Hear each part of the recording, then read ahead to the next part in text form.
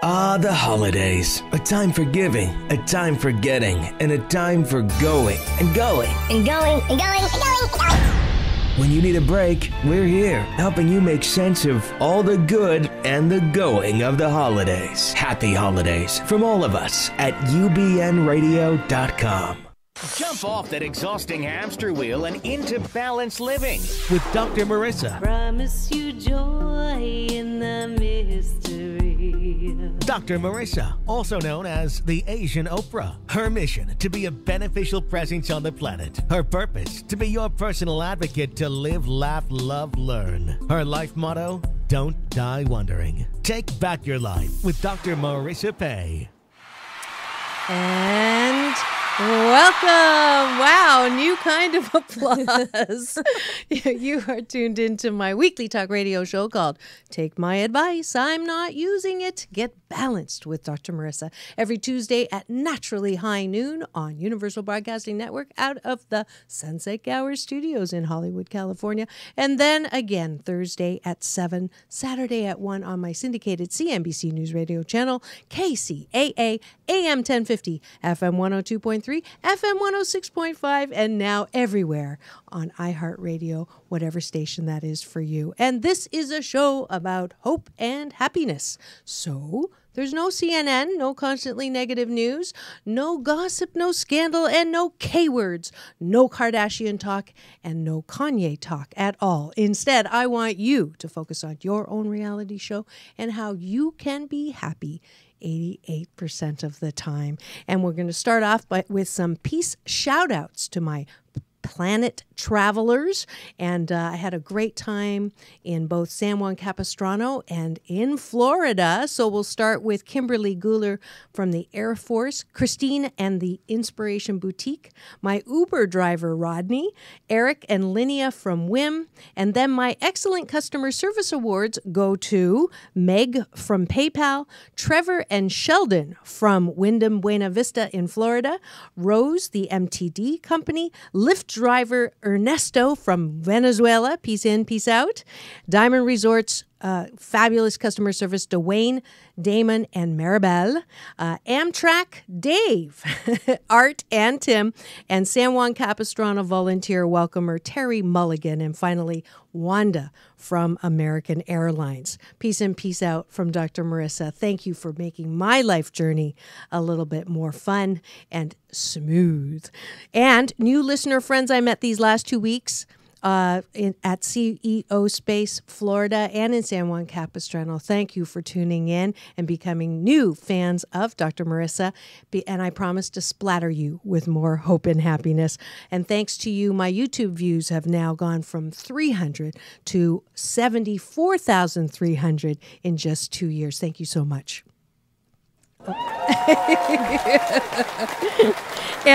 And it's because of guests like I have today. I'm so honored and pleased to have today's guest with me. Kerri Kasem is a multimedia personality, producer, and writer who has anchored numerous music, talk, and entertainment programs for both radio and television. Kerri is the daughter of the late radio host and icon Casey Kasem. Since 1997, Kerri has followed in her father's footsteps, hosting many radio and TV programs, including MTV, E! Network, Fox, and 6 years with 97.1 FM Talk in LA.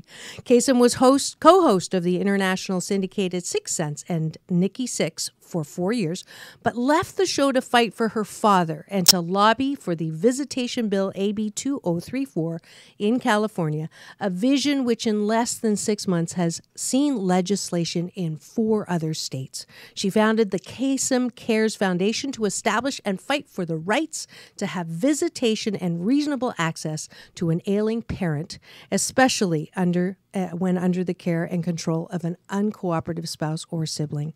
She's been on The View, People Magazine, CNN, Good Morning America, NBC, and more. Please welcome to my studio, Kerri Kasem. Aw, thank you. Thank you.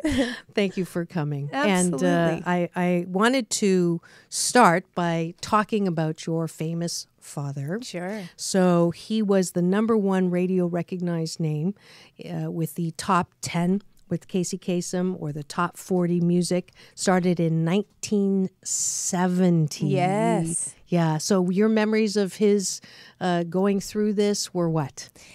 Going through, doing his shows. And, I went a few times. He really kept us out of the limelight in Hollywood, and he didn't want us there. But I definitely got to see him do his show. In fact, as I got older, that's when I worked for him for many years. Oh, I didn't know I that. learned, I was an intern for him. I went to radio school. And as I was in school, I worked for his show, getting up at 3 or 4 in the morning and doing all the copies and doing kind of the gopher work, the intern work, learning from the ground up. And that's really when I got to see him work, is when I was older. As a kid, I just knew him as Shaggy on Scooby-Doo, and his 350 cartoons that he did. Oh, that's Dad. That's Dad. I didn't even know that until I did the research. Yeah. Who knew? Who knew? A lot of people don't. And when they hear it, they say, what? Casey Kasem was Shaggy? Yeah. That's beautiful. What would be your favorite memory of working with him? Oh, working with him. Just what he taught me. He said, always be sincere. If you don't believe in something, people are going to hear it in your voice. And don't ever, he was offered millions and millions of dollars for cereal ads and restaurant ads and soda ads, and he wouldn't do it because he didn't believe. He was a vegan. He wouldn't do anything dealing with animal products, not at all. And he could have made so much money, and he did make money, so he could turn those things down. And I think he would have, even if he wasn't making the money, because his morals and his ethics were extremely important to him. Yeah. My daughter is now a big fan because she's vegan, and I didn't know that. Yeah, I was vegan for 24 years. I'm now a strict vegetarian. But yes, it was because, and he never ever, when he would teach, he would lead by example. He would never tell us to be vegetarians. He never said, you need to eat this way. Never once. Right. And I grew up going, why does Dad eat that way? Why is Dad doing this? And I'd ask him questions, and he'd tell me why, but he would never make me. And I think that's why at 12 I became a vegan, and vegan for 24 years. Right. And then I realized how bad soy was for you, and how I was allergic to wheat and all this. So I got off all that. And now I eat eggs, but besides that, I'm pretty strict still. Well, that's great. My daughter's a big vegan. She runs the club over at Cornell, and that's awesome. Yeah, that's awesome. Was one of the reasons why she chose Cornell, because they had great vegan food. But anyways, if you've just tuned in and you're wondering who I have in the studio today, it is Kerri Kasem, the daughter of the late wonderful radio icon and Shaggy on Scooby-Doo, Casey Kasem. And I did want to play a little clip of his last broadcast, 39 years on the air. I heard he was a bit of a perfectionist, and I think that's why he did so well. But he is, here's his very last broadcast that I'd just like to play to remind us all of the powerhouse that he was. I'm Casey Kasem. Well, now we're up to the #1 song in the land, and our look back at 4 amazing decades, counting them down. The countdown began on the 4th of July, 1970. It was an idea that my partner Don Bastani and I came up with. Our first show took more than 18 hours to record, and at first we only had 7 stations. But Don and I believed, and so did a growing number of listeners. Back then, there were no long-distance dedications on the show. That didn't come along until 1978, when Matt Wilson located one in the mail, and Matt's been with us ever since. To date, we've read more than 3,000 of your dedications. Over the years, musical trends have come and gone, from disco to new wave, from punk to hip-hop, from bubblegum to rock. We've been there, counting them down. It's been a great 39 years. And it's really been an honor for me. But we're not finished yet. Our first #1 back in 1970 was Mama Told Me Not to Come by Three Dog Night. And we've got one more song to go. The #1 song in the USA for a third week is Second Chance by Shinedown. There it is, the #1 song in the USA on American Top 20 for a third week, Second Chance by Shinedown. I'd like to share with you something I've learned over the years. Success doesn't happen in a vacuum. You're only as good as the people you work with and the people you work for. I've been lucky. I've worked for and with the very best. American Top 20 is a production of the Premier Radio Networks. AT20 was created by Casey Kasem and Don Bustani. Produced by Lori Crimmy. Our staff includes Matt Wilson, Merrill Schindler, and Toby James Petty. Production and engineering by Michael Cooper and Ray Hernandez. I'm Casey Kasem. Now, one more time, the words I've ended my show with since 1970. Keep your feet on the ground and keep reaching for the stars. And that was your dad. Yeah. Oh gosh, I told you sometimes I get really emotional when No, I hear his voice. and I want you to be, because it's good. Tears I don't want you to be. No. Tears are the disinfectant that keep your heart soft. And thank you for sharing your heart with me, because I absolutely, the fact that this happened 2 years ago, or less than 2 years, little over 2 years. little over 2 years ago, and the things that you're doing. I'm so grateful that I got to have you here to share everything, including this. Well, thank you. Thank you, for having me. That was a very hard show for my dad to get through. Yeah. It took, they said the first show took 18 hours. I think that one took 8 or 9. It was very hard because his disease was so, it was progressing, and it was very hard emotionally for him. Yes. Yeah, and I can hear it in his voice. Yeah, I can too. And so take me back. This is what I do. Take me back as if I was there, and just share with me what was going on, how, obviously I know that you were, the three of you were the bright spots in his life, and how close he was and how great of a dad he was. He was incredible, and he was, he's the reason I am who I am today, with work ethic. I have, morals, and I'm a good person, I think, because of him. Right. I'm a fighter because of him. I am who I am today because of my dad. Yeah. And I think all three of us are. We all are, we at a very, young age, we were working because my dad didn't give us everything. And thank God for that. At the time, you're like, come on, Dad, you have money. What's going on? And of course, he would help us. We were in school, and he would help here and there and what we needed. But if it was anything more, it was like, get a job. Right. If you want to really, believe in yourself and you want self-esteem, get a job. If you want to really, when you buy your own things, you will care for them. If I get them for you, you won't. Absolutely. Esteem with esteemable acts. Yes. Yeah. So and he taught was you dead that. on. That's why we all work so hard, and that's why we all are very self-sufficient. That's yeah. To a brother and a sister, and yes. Are you the baby? No, I'm the oldest. You're the oldest? Everybody thinks I'm the baby. Well, that's because you must use oil of Olay. Botox you look and fillers. really yeah. I'll tell you everything I've done to my face. Okay, we'll talk about that after. Later. But no, I do. I have a show. It's called Ageless and Healthy. It's starting again in January. But I talk about everything. 'Cause instead of surgery, you can do all these things that my dad was the same way. He loved health and looking good, and I think I got that from him too. There you go. And he divorced your mom when you were my how mom old? Divorced him. Your mom divorced him. My dad would have stayed with my mom. Oh, yeah, okay. he was that kind of guy.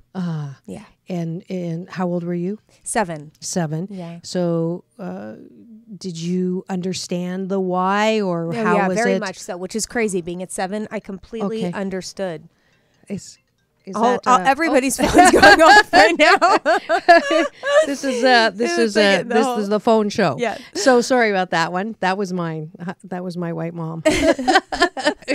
So so you were 7 and you understood what happened. Well, I understood because it wasn't a happy relationship, and a lot of fighting, a lot of yelling, and I remember when they said they were getting divorced, literally thinking, oh gosh, things are going to get better. Right. And at 7, and my brother and sister broke down. I remember the scene as if I'm there. I can tell you exactly where we were. We were outside the house, sitting on the brick, and they were sitting down. My brother, was in my mom's, and my sister was being held by my dad, and I'm standing there in between them, and I'm the only one not crying because I'm like, this something had to change. I remember that. Right. You know, being such a kid thinking that, which is so weird. That is weird. Yeah, but that it is weird. affected me. You know, it was not an easy thing to go through. Right. Right. And then it got worse when my father married, you know, Jean Kasem, because she hated us for no reason. It was from the very beginning. From the very beginning. So there was never a good relationship. There was before they got married. She pretended to like us, and right after they got married,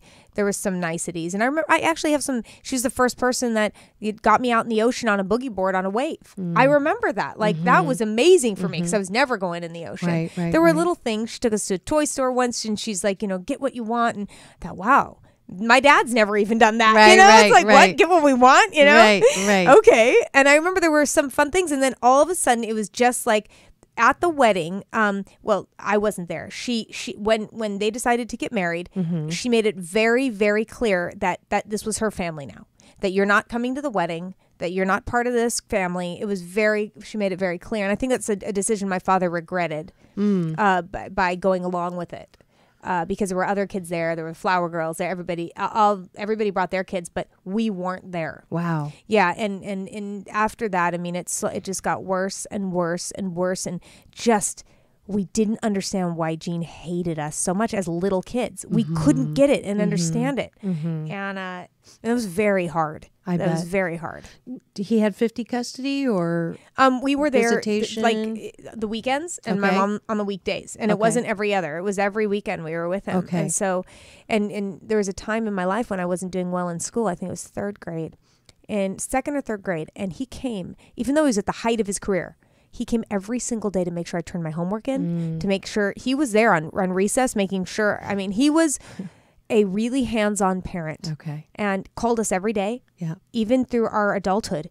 He was on the phone or left us messages every day.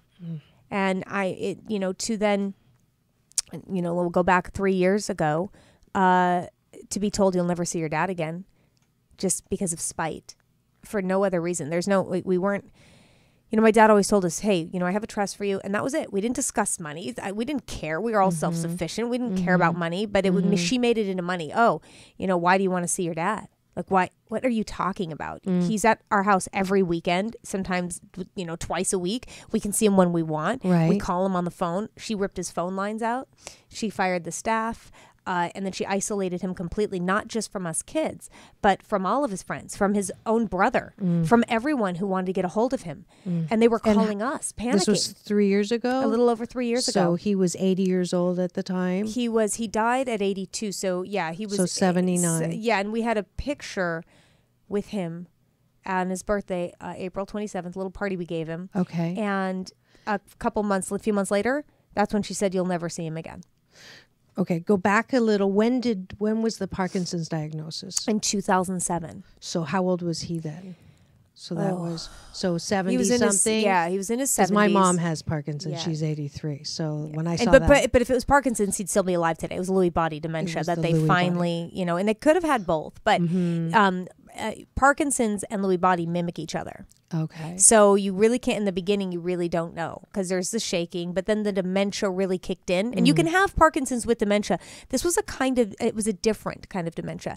But one thing that he never had, he never didn't know who we were. Okay. Always knew who we were. Okay. He would just have hallucinations about other things, but he knew who was there always. Okay. And that's what made it so painful, because we know that he knew that we weren't coming to visit, and being told that we didn't want to, and being told that we're not calling. He had a phone in his room. Everybody in that house, there have been people who've contacted the police or contacted me who've said exactly what went on. She left a phone in his room and didn't connect it, and he couldn't get out of bed, and he thought, nobody's calling me. I mean, how you can't get more evil. I mean, that's just, you don't do that. And not only is it evil, it's unconstitutional, and it's you go against federal law there. There's been federal law put into place about communication and being able to communicate, especially if you're in a nursing home or a hospital. So if people are going through this right now, and they have a loved one that's in a nursing home or hospitals, a public residence, not a private, they can take the federal law, and you can find it. You can just find me at Kerri@KasemCares.org. Ask me for it. I'll send it to you. You walk in there and tell them, if you don't let me see my loved one who wants to see me, I will sue you. And they a lot of times they don't even know there's a federal law, the nursing home. Mine didn't. The nursing home didn't. And immediately once they realized it was law, they let me see my dad. So whether it's under guardianship, a spouse, whatever it may be, if that person wants to see you and they're in a public public residence, not a private, you have every right to see that person, and they have every right to see you. Did you ever tell your dad, even growing up, as a teenager, I'm sure you felt the love. Sarcasm is another service I offer from Jean. Did you ever tell, Dad? Yes. And what? He's torn? In the beginning, it was like, oh, just give her time. I remember he kept saying she's really insecure. Right. I was going to say. Yeah. And he kept making excuses. Right. As we got older, there was this ongoing thing my dad would say, and it went on for a very long time. He kept saying, it's going to get better. It's going to get better. I promise. It's going to get better. And there was a time we're all in his car, and I remember this, we're driving, and Jean had done something horrible. And we said, Dad, why are you allowing this? Right. Why do you let her do this and this and this? What is going on, Dad? Right. And he turned to us and he goes, it's going to get better. And we all took a moment, and all of us at the same time burst out laughing because there was nothing 15, 16, 17 years of it's going to get better. And he knew it. It was not getting better. It was getting worse. And it's either you're going to cry or you're going to laugh. And at that point, it was like, we just laughed. Yeah. There's nothing. It's not getting better. It's getting worse, Dad. And he couldn't do anything about it. In the time that he did want to do something about it, it was too late. It was too late. He was too sick and he was too weak. Yeah. I'm so sorry. It's okay. It's what he always fought for the underdog. Always. Yeah. No matter, it's like hope springs eternal. He's like a living hope springs eternal. And it's obvious. I'm an organizational psychologist, so it's obvious her angst came from massive amounts of insecurity, because from what I read, she was an aspiring, and then she found him. So but it's just so sad what happened. And so you flashed the law, you got to see him. I had an attorney, Martha Patterson, on my radio show out here, my third year doing, it's called Gervie's Law. It's a law show, and we interview lawyers and, we talk about things that are in the news that deal with law. Yeah. And Martha Patterson comes on. And she said to me, you can see your dad. And this is after all the attorneys, after months of being in court. I'm like, what are you talking about? Well, he's at Berkeley East. TMZ actually called us up and said, we found your dad. This is after 4 months of looking for him. They said, we found where she put him. And they told us. They didn't even put it out on their site. Wow. They just told us. That's nice of them. Oh, yeah. And I will always hold a soft spot for Gary, who told me this. And he's, it was very, very kind of him to do so. Right. So we went there, and they wouldn't let us in. And a few weeks later, I'm on the show, and I have this elder law attorney. And she said, you can get in to see your dad. There's a federal law created by a CANAR, California Association for Nursing Home Reform, Pat McGinnis, 30 years ago. What are you talking about? Right. How do I not know this? So Monday, my show was Saturday. Monday morning, we march in. She actually said, not only do I know your dad wants to see you? I was in court when Judge Leslie Green said Casey Kasem wants to see his kids. Now figure it out in the hallway. Yeah.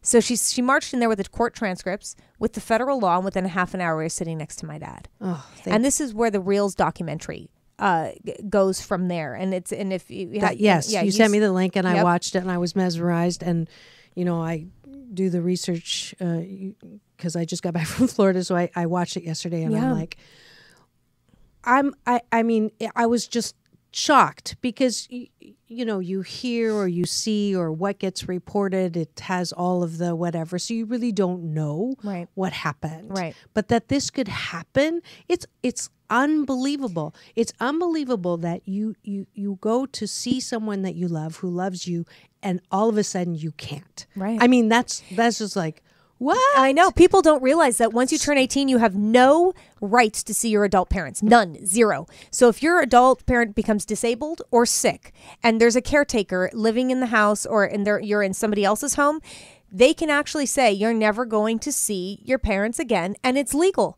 They don't have to let you in that house. And people say, oh, well, I'd knock down the door. Well, you'd be in jail and then really never see her. Well, I wouldn't let that happen. Really? I did everything. I called the police. I called Adult Protective Services. I went to court, spent $350,000. And even though my dad said, I want to see my children, I want my children in charge of my medical care. To the judge, to the court-appointed doctor, Dr. Trader, to the PVP attorney, that's his attorney appointed to him by the court, said the same thing, says Sam, and then they all took it to the judge and said, Judge, let Casey see his kids. Because there's no, she literally couldn't rule on that because there was no fight for power of attorney and there was no fight for guardianship. She could not rule on visitation. You have to go through an entire trial, an entire fight just to rule on visitation. I changed the law. This is when this happened to me, I started getting hundreds of letters from people going through the same thing. They couldn't see their parents. They were being stopped, whatever it may be. And it's a common sense law that needed to change. So Assemblyman Mike Gatto, after hearing my story, his office called me.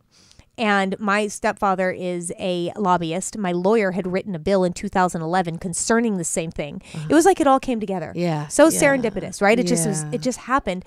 And we all got together, wrote this bill that I've now taken state to state. It's gotten passed in 8 states, including California. Yay. Yay. Yay. Where's my applause? Where's my applause? I know. There we go. And then right now it's in 13 other states going through the legislatures right now. So I'll be lobbying like crazy this next year. But yeah, so if you are going through this and you can't see your parent, please contact kasemcares.org. It's KASEM, cares.org. We have a hotline. We have a helpline. We have support.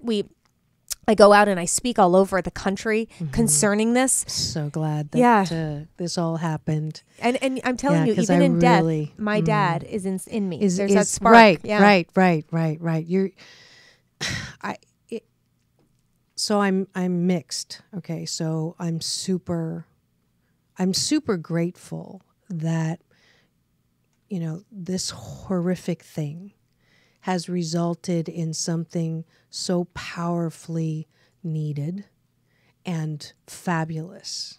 And that is amazing. And you win hands down Dr. Marissa's Beneficial Presence on the Planet Award. Aww. Hands down. Well, thank hands you. down. Thank you. More applause. You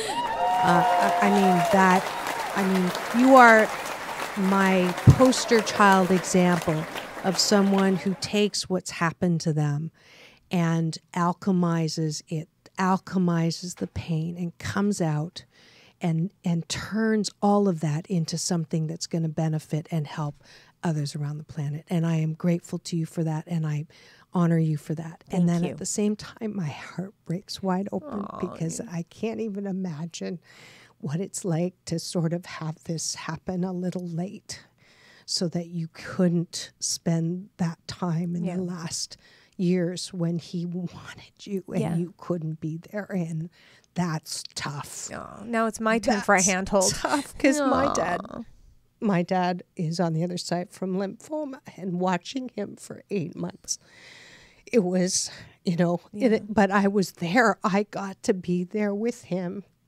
And you didn't. And I'm sorry. Thank you. I'm really sorry for that. Thank you. I feel just bad for my dad being alone because not only did she put him in these different facilities. Now, this is a man who had $80 million and who could afford as 24-hour care in his home. He wanted to be in his home. He wanted to die in his home. And especially when you have dementia, you don't keep changing the scenery. Right. You don't do that to someone. Right. And it wasn't as though she had to have him in there. She didn't. Right. And he wanted to be at home, and those were his wishes, but that's not what happened. So he was moved from facility to facility, and he was alone because she didn't visit. We know this because of the records. She put him in a place, Berkeley East, and we know that we talked to the nurses there and everything. They never saw her there. She didn't visit. So not only were we begging to see him, not only are his friends saying we'll be with him, she's not there. She's not there. He's alone. That is what's heartbreaking to me. A man who gave everything to his wife and family, everything, and she just threw him out with the trash. Your half-sister, did she visit? I've said I'm not going to speak about her at all.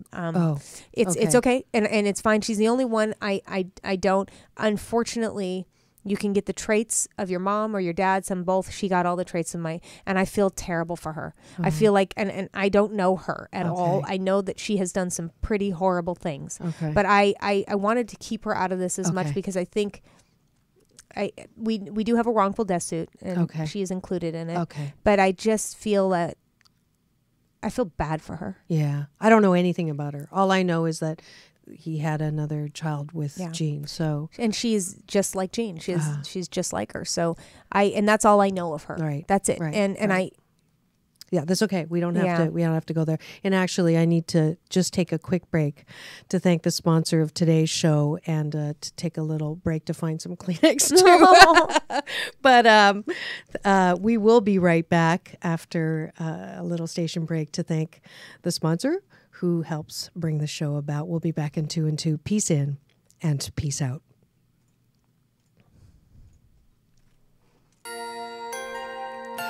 Get ready for the holidays and celebrate creativity at the Timeless Treasures Boutique. Come to Huntington Beach today until Christmas Eve for all your needs for decorating your home with colorful love for all who will be coming home for the holidays and a free gift if you mention Dr. Marissa. So come and enjoy the holidays California style. For time and directions, go to www.timelesstreasuresboutiques.com.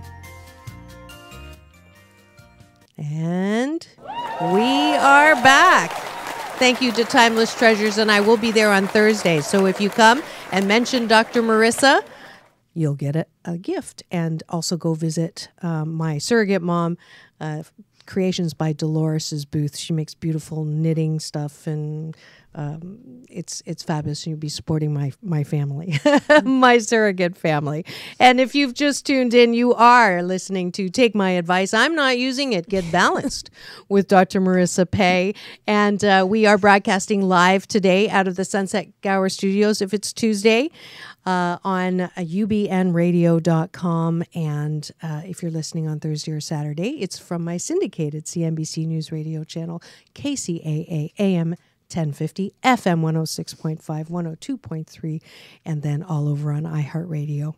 And today we have my most recent and very, very, very large winner of my Beneficial Presence on the Planet Award, Kerri Kasem, the daughter of the late great, and he is on the other side, Casey Kasem. He's teaching my dad, I'm sure, something about radio, which he didn't understand why his daughter would ever be on the radio, but I'm sure that he's schooling him, and I know that they're in a good place. I do know that. Yeah. In spite of all of this, I know that where they are, there is no pain, there is no loneliness, there is no missing.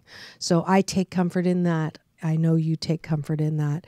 And so I know that you've taken, you're still doing radio. Yes. You're still doing some shows, but you're also really working hard to make sure that no one goes through what you had to go through, you and your family. That's right. And not seeing. So, it's interesting when I watched that.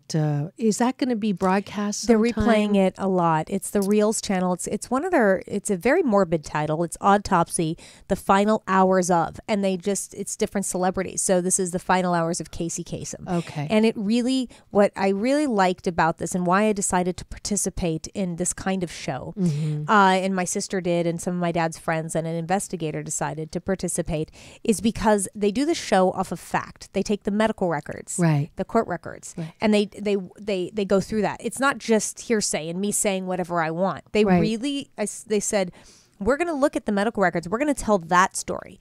And so I got together with my family and we talked to our lawyers and we said, could this hurt us? Could this help us? Right. And they said, well, if they're really going to use the medical records and we turn those over, then there's only one story they can tell. Okay. And we put our faith in that. And they did. They told the story that was in the medical records. And they actually, one of the producers said we had to literally go to our lawyers in the channel and say, look, usually we have to give a fair and balanced kind of, both sides. There isn't one. There isn't one. Right. And, well, yeah. Even like balanced news that showed, when you tried to, once you got the court order and you went to try to get him, the news covered her reaction to that. Yeah. Which I thought was kind of ridiculous, that she plays something that obviously sounds like he's in pain. He's in pain. But it's not connected to her saying anything, No, so it was like almost incriminating on her behalf. It's really the actual lawyer, and what you're talking about for people that are just tuning in is when I was in Washington after my stepmother ripped my father, Casey Kasem, out of his bed at 2:30 in the morning at Berkeley East facility in Santa Monica, then decided to take him, around Los Angeles to hide him until she found a place in Las Vegas, drove him to Las Vegas, where this is a man that needed to be transported by gurney, needed IV fluids, and had a feeding tube. Everything was disconnected. She, was pouring Ensure down his feeding tube, which clogged everything. He was very ill by the time he got to the Vidara Hotel. In fact, the nurses left and got lawyers. And this is very wrong. Yeah. Then she even finds the transport guy called the Adult Protective Services and said, there's something wrong here. Right. So she gets him to Washington. By that time, he's got a massive bed sore on his back. The actual bed sore that they show in the footage for autopsy is actually, you could times that by 4 or 5. I mean, it was much bigger. It was almost the whole backside of him. And he had a kidney infection, respiratory infection. He was very, very ill. And then she decides, oh, hey, I found some friends in Washington that I knew in Guam back in the 60s. Let's transport him there. So Washington State. Yeah. And then by car. But this was by an air ambulance. And this Okay. is the guy, the ambulance picked him up and called Adult Protective Services immediately because they weren't going to a hospital. They were going to some home. Right. And that's when we found him, because the order went out for Adult Protective Services to work with me, because at that point I had become conservator/guardian over my father because of the egregious behavior of Gene Kasem. So the court of law had enough evidence to change conservatorship, which doesn't happen. It doesn't That happen. does I've not never happen. had That that. does not happen. I've never heard that. No. So the data It was had that to be bad. pretty bad. Yeah. And substantiated data. Yeah. Okay. Yeah. The doctor wrote a letter to the court saying what she did was going to possibly kill him. Ugh. Yeah, and it did. So what happened was, I had to go up and have my guardianship, my conservatorship heard in Washington. And that took 3 weeks. I'm like, are you kidding me? Get my dad to a hospital. Right, What is he right. doing? And I got in there to see him. There's a fan above his head, a little tiny TV.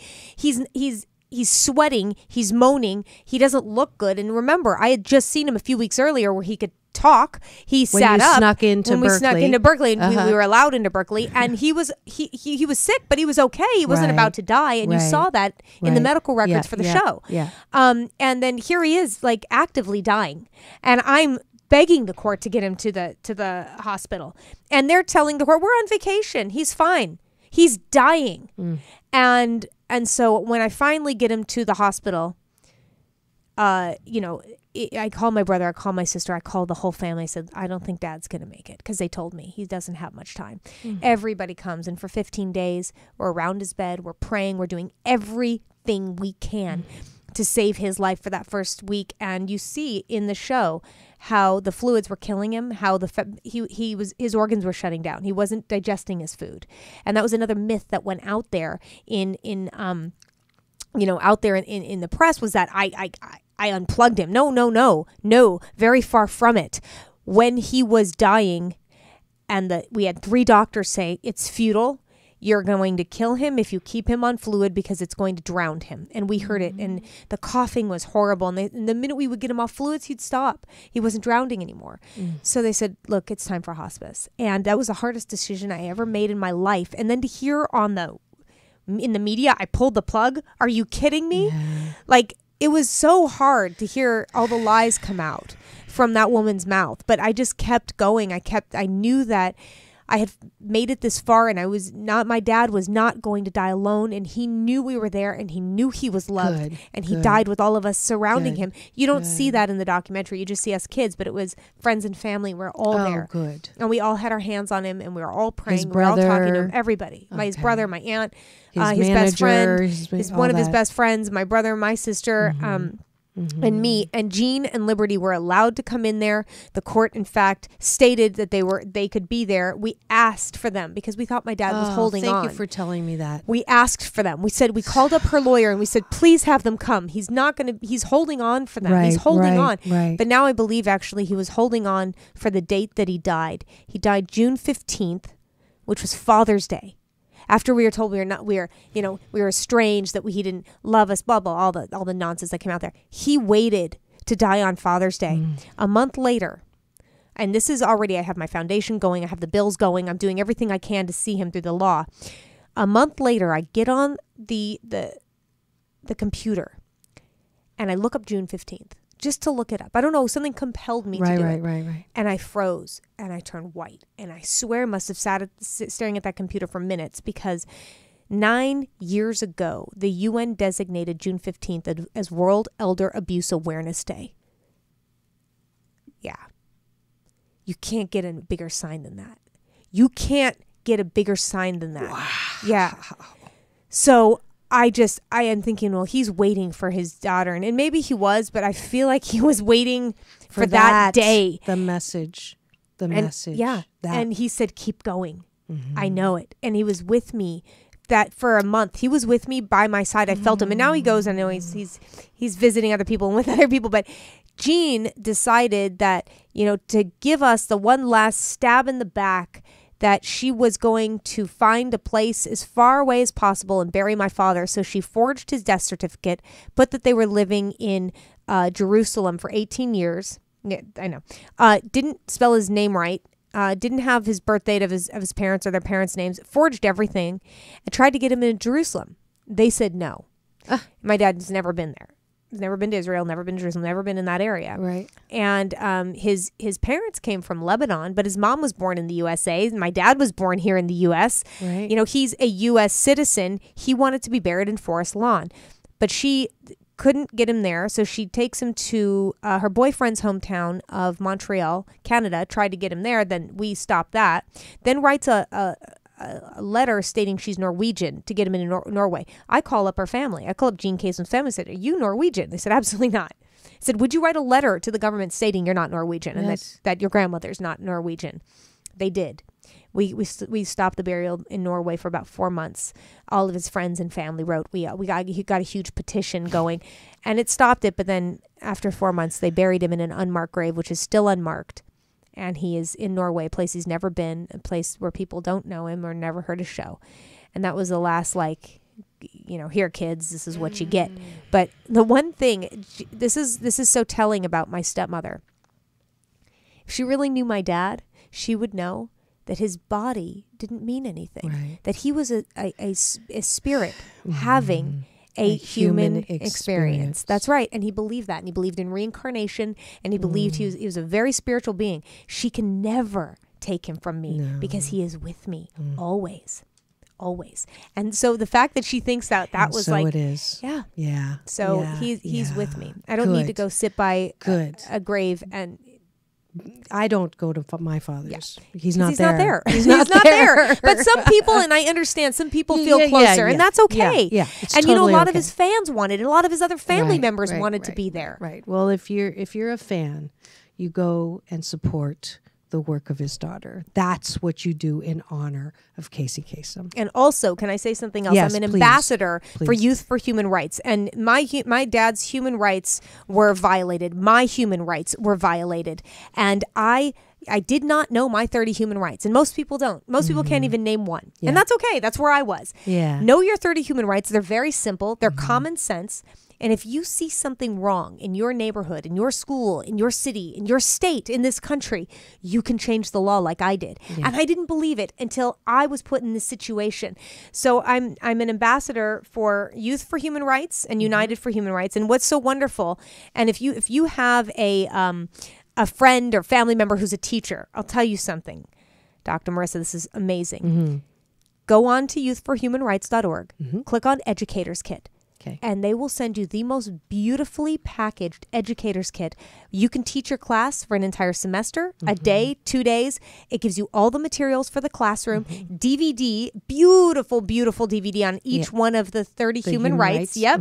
And I can't tell you how many teachers love this.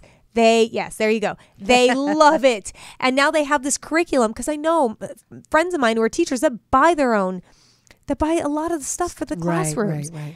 And you don't get paid enough to do that. Yeah. So this is a beautiful, beautiful way to teach kids human rights. And one of the most beautiful stories that I heard from Mary Shuttleworth, who's the president of Youth for Human Rights, she said there was somebody that went in and was teaching human rights to a classroom. And they went through the human rights. Yeah.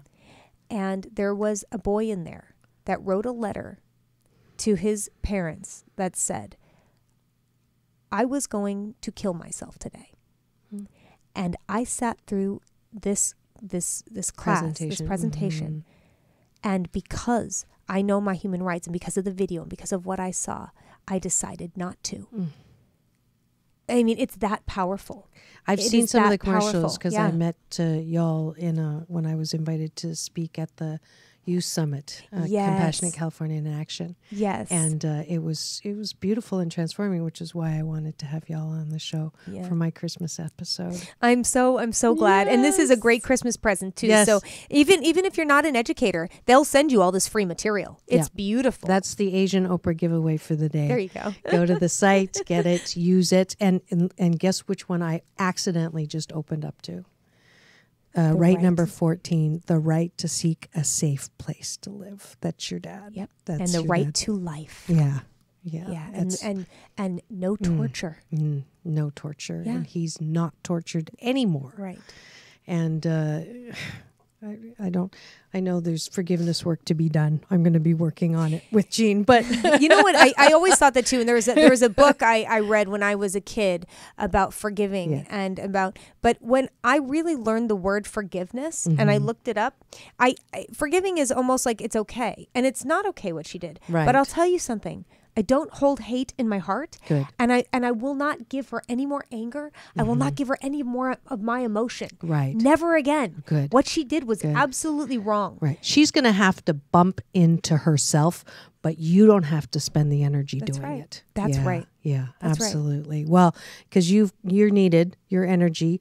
I saw that beautiful part where you said you've done it in 4 states. And 8 states. 8 states now since this recording. And I love the tie-in to what he says at the end of the show. Yeah. He says, and I end my speeches with this because my dad always said, keep your feet on the ground and keep reaching for the stars. Well, there's 50 stars on the flag. And I have 8 stars. That's 8 states. I have 42 more stars to go. So I'll keep reaching for those stars. Please do. And please help. I am definitely going to help. Do everything you can to support Kerri in this very, very noble life in her father's honor journey. Thank you so much for being here. Thank you so much for having me. And thank you. And one last, we've been applauding the whole time. Thank you so much for coming on the show. Absolutely. And it is time for the end of the show, the Balance Bar, where I invite you to come and balance with me. And the first thing is to just say, if you'd like to come hear me speak in India, I've been honored and invited to be part of the Women's Economic Forum on the Advisory Council as well, speaking there May. So you can go to my website or my Facebook to see details on that. I think I'm going to offer you up as a speaker there, actually, now that I think about it. And then day 20 on the 21-day fast from complaining. It is actually day 21 today. It is the end of this round for the fast. Is it the 20th or the 20th? Oh, it's the 20th. Mm-hmm. I'm off today. So my favorite relationship teacher for today's tip on how not to complain says, if you want a dog, don't buy a cat. And that's Don Miguel Ruiz, best-selling author who's actually been on my show. An awful lot of complaints come from unmet expectations of people, especially when they're your insignificant others. For example, if you want a mate that smells nice, likes to travel, and has free time, don't pick a smoking homebody workaholic. And I'm very proud to say that this fast has been going on for 65 months. Round 66 starts resolution day, January 1st. So if you haven't joined the 21-day fast from complaining with Dr. Marissa, please do go to the number 4balance.org, register there, and then we can change this negative energy going around, especially in our government right now, with some positive energy. As well, please do join me this weekend for the holidays. I have celebrating here some accessories. Celebrate Christmas with me as I sing with the Agape International Spiritual Choir at the Center in Culver City. Please come Christmas Eve or Christmas Day. As well, if you'd like to come work with me, I'm doing retreats this year in Sedona, Costa Rica, and Nepal. So if you'd like more information on coming and learning balance Tai Chi Gong or any kind of life balance, promoting peace from the inside out, then come work with me. As well, next year, we already have confirmed guests all the way up to June, including Lila Ali, the daughter of Muhammad Ali, Marianne from Gilligan's Island, and shows on angels, business success, and more sex and relationship experts. Yes, my last week of the month series, Sexual Healing with Dr. Marissa. My show is a cross between NPR Entertainment Tonight and Hay House Spirituality. So next week we are doing Sexual Healing with Dr. Marissa. My guest is Amanda Chattel. She's a powerful writer based in New York who threw a giant divorce party and sent her ex a package to remember. So we'll talk about that next week. And then I've never had a show on sex toys. It is with some reluctance that we're doing it. However, you know that I'm determined to make pleasure a G-rated topic. So tune in next week, every Tuesday, naturally high noon, Thursday 7, Saturday at 10 for another scintillating episode of Take My Advice. I'm not using it. Get balanced with Dr. Marissa Pay. That's P for positive, EI. And remember, it's all about balance. Peace in and peace out.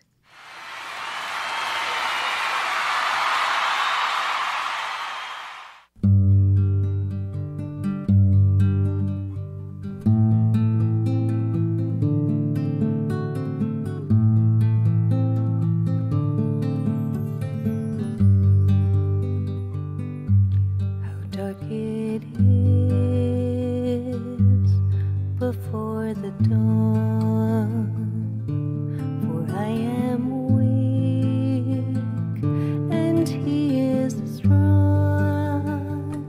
He lifts me up so I can see how dark it is.